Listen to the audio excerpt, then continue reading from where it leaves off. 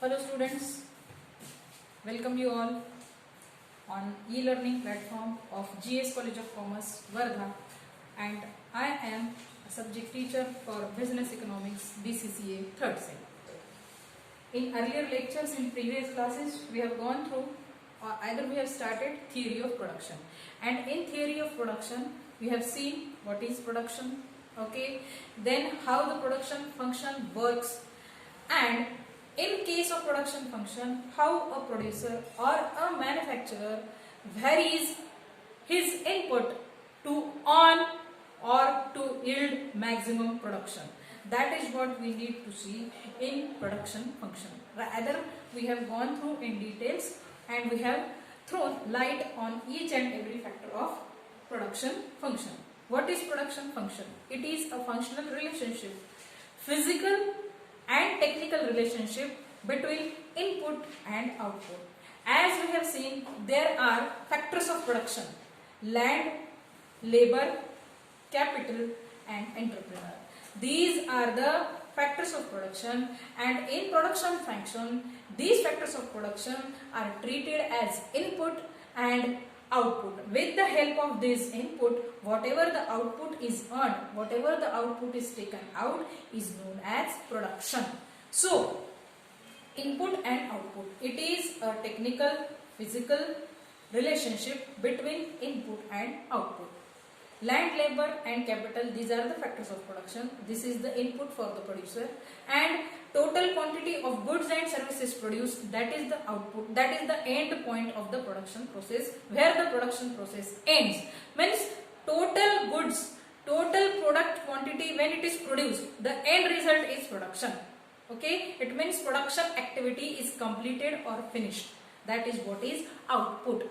When the total quantities with packing, with each and everything, means when the product is ready to sell in the market, there the production activity ends. Okay, so when a producer finishes, completes his job of production, that is called output. Okay, and here the production function, in the production function one thing is very much important along with the input and output: the utilization of input with the help of time period. Therefore, per unit of time is always considered when output is yield or when the output is concerned. So, time period, and what is that time period? That time period is long run time period and short run time period. And the producer, and what is the difference between long run and short run? The basic difference is that without changing the technology, when the producer is producing his goods and services in short run, when the production is done, means where or in that kind of time period where one factor of production, one factor of input which is changed, okay, maybe a labor, maybe a capital, means variation or the proportions can be changed in that input, and with the help of that change in the input, output is earned, and that output, how it works, that we need to see in these two laws. So in long run and in short run, in long run law of returns to scale is applicable. Okay, make your mind very clear where the law of variable proportion is used and where the law of returns to scale is used. So in the long run, law of returns to scale, and in the short run, law of variable proportion. So first we will concentrate on law of variable proportions. But before we start, before we go into law of variable proportion, we need to go through with these concepts. And what is this? The concept of total product, the concept of average product, and the concept of marginal product. Because in these laws, only these TP, AP and MP is considered. How this comes means how the time period where one, for example, if the labor input is changed or the capital input is changed, then how it affects on the production process, how it affects on the production, that is what is these two laws are concerned with. So before starting with that, we will see first, what is total product? It is simply output. We can say that what is total product? Total product is the total quantity of goods and services produced for that particular production activity. As just now I have said, when the production activity gets completed, when the finished goods are ready to sell in the market, when the goods, when the products, when the commodities are going to be sold in the market, and when they will sold, when the production activity is closed, when the production is done, when the production is undertaken and that process is completed, then only the total product. And that is what is exactly the concept of total product, and that is what is output. Okay, what is the relationship, functional relationship and physical relationship between input and output? That output is nothing but the total product. What is total product? Total product is a total quantity of goods and services produced during specific period of time. Again and again, that long run and short run is nothing else but a time period.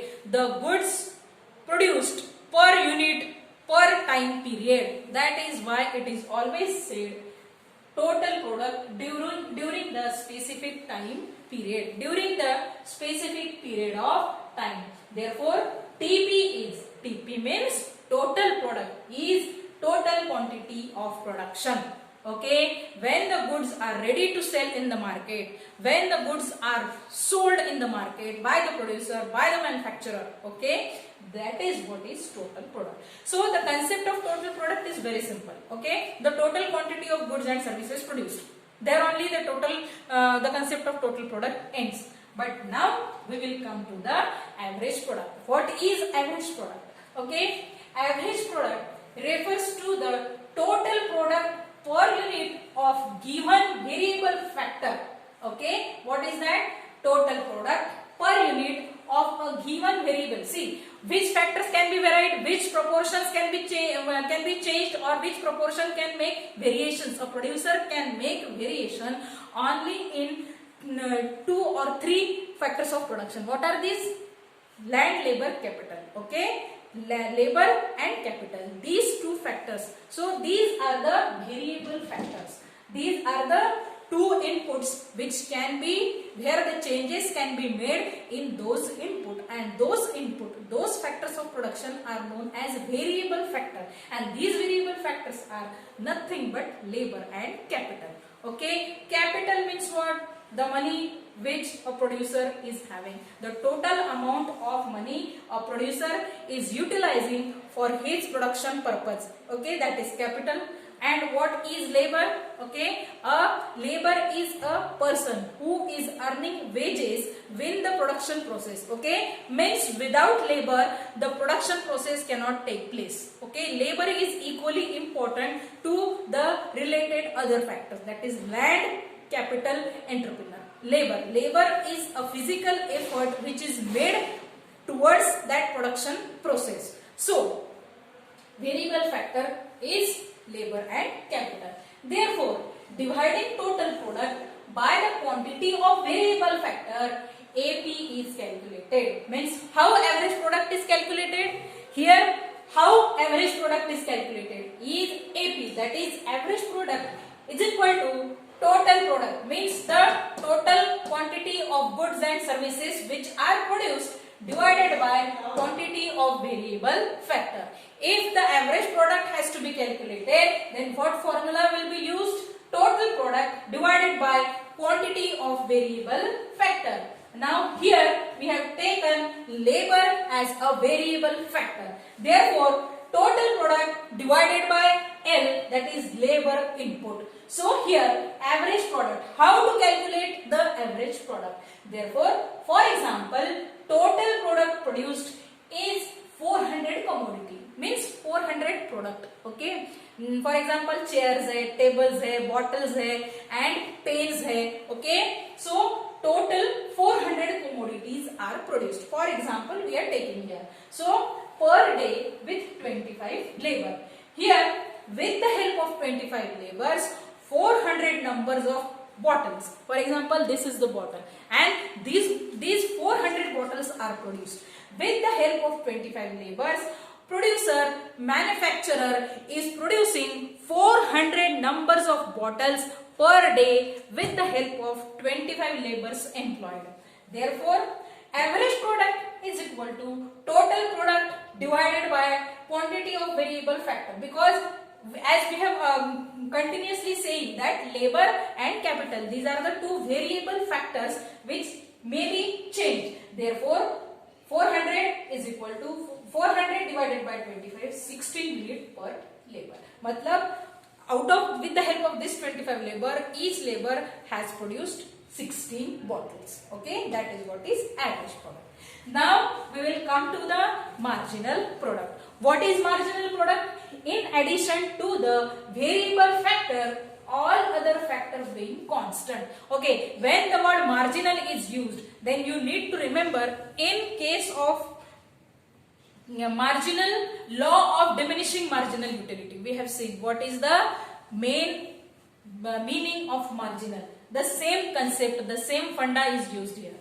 In addition to the variable factor, all other factor being constant, the additional factor used in the total product is technically known as marginal product. It is technically, because again and again it is a technical, functional and physical relationship. So, MPN, okay, is equal to TPN minus TPN minus 1. Now here we will see MP is what? Marginal product.